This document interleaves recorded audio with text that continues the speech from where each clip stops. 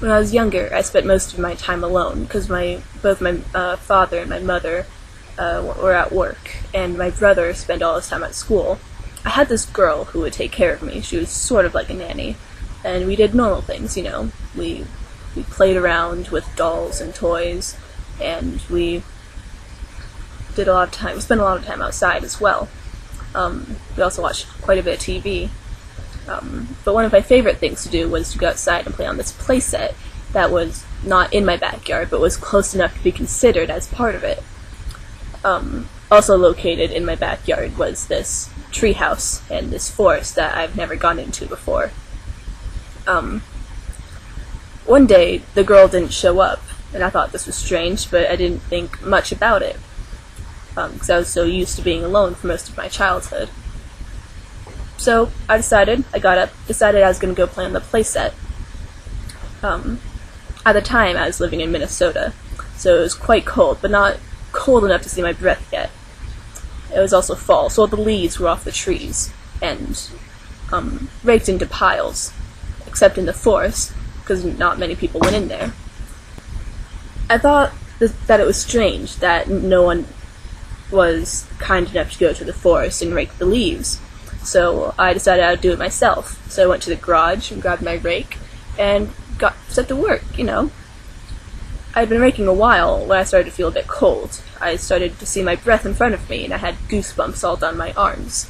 I always kept an extra jacket up in the treehouse, just in case it got cold.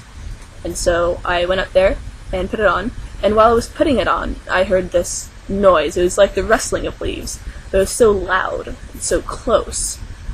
I stood on my tiptoes and looked out the window, and I saw the rake propped gently up against the tree, and all the pile that I'd raked was all scattered around as if I hadn't even touched it. I thought this was strange, but I wasn't put off at all by it, for some reason. So I went back down and got back to work raking again. While I was doing that, I started to feel even colder. Now my jacket wasn't doing much, but I wanted to finish it. And while I was raking, my rake struck something very soft, but definitely solid. It wasn't leaves. And so I kneeled, and I rummaged, and my hand struck something oddly warm and soft. And it definitely was not there before, when I had raked previously. So I rummaged through, and I picked it up, and it was this small doll. I quite liked it. It was quite a cute doll. So I set it back down next to a tree and continued my work. When I felt I was done, because I was tired and a bit hungry, I set the rake down, left the doll outside, and went inside to grab some food.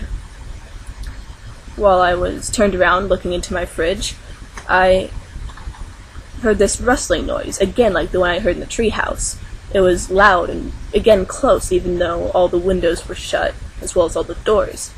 When I turned around, I saw the doll there, sitting on a stool next to my jacket, with a small pile of leaves. And to this day, I haven't been able to get rid of it. Too spooky!